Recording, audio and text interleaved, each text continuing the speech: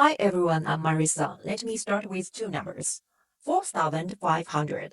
That's OpenAI's headcount today. 8,000. That's where they plan to be by the end of 2026.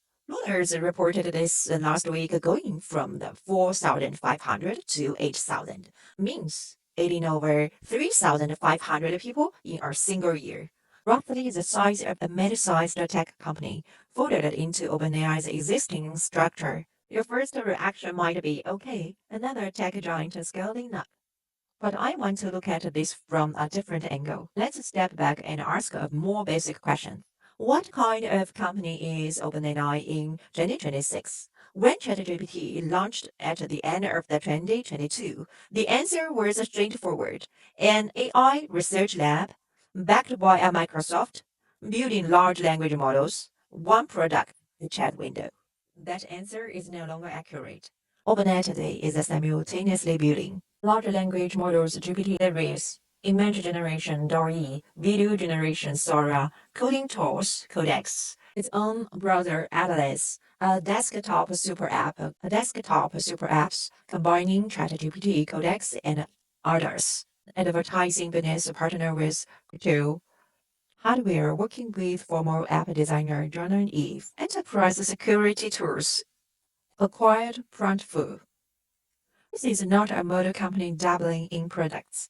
This is an expansion mission simultaneously moving into multiple industries at once.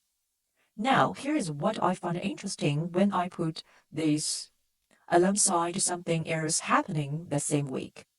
The same week, OpenAI announced it's doubling its workforce. Microsoft announced a restriction of Copilot and a shift toward building its own frontier AI models, reducing dependence on OpenAI.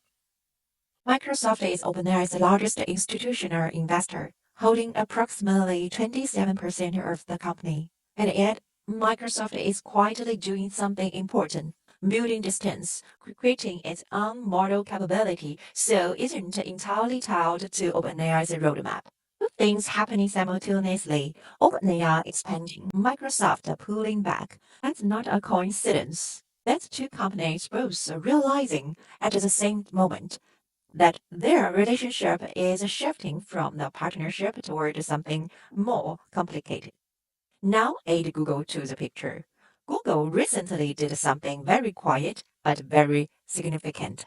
It opened Gemini's personal intelligence feature, provisionally paid it only to all US users for free. Gemini now can read your Gmail, access your Google Photos, integrate your YouTuber history, and deliver personalized response based on all of it. That isn't about competing with OpenAI on model benchmarks. This is Google building almost using 20 years of the accumulated use data that OpenAI simply cannot replicate. Google has 2.3 billion Gmail users. OpenAI doesn't. Google has YouTuber, Search, Maps, Chrome. Every single one of those products feeds Gemini with data and daily use scenarios. OpenAI doesn't know of that infrastructure. So the real competition isn't whose model is smarter. The question is getting harder to answer clearly. The real question is who has enough daily use scenarios that users can't leave.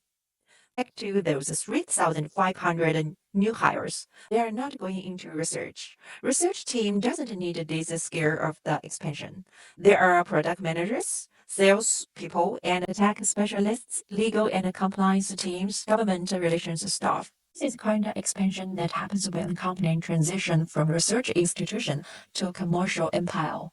But that transition carries a risk every fast scaling company eventually faces. When you go from the 4,500 to 8,000 people, can you hold on to the thing that made you competitive in the first place? When you go from the 4,500 to 8,000 people, can you hold on to the thing that made you competitive in the first place? OpenAI's edge wasn't never just an algorithm. It was a culture, small teams, fast decision, willingness to move before anyone else was ready. An 8,000 person organization is fundamentally different organized than a 4,500 person one. Not giving a verdict today. This story doesn't have an ending yet. But I will leave you with one of two questions. Pick which one you want to answer in the comments. Number one, what do you think is OpenAI's biggest risk in this expansion? Technology, competition, or the organization itself? Number two, if you work in AI, where would you rather build your career right now? OpenAI, Google, or Microsoft? And why? I'm Marissa. See you next time.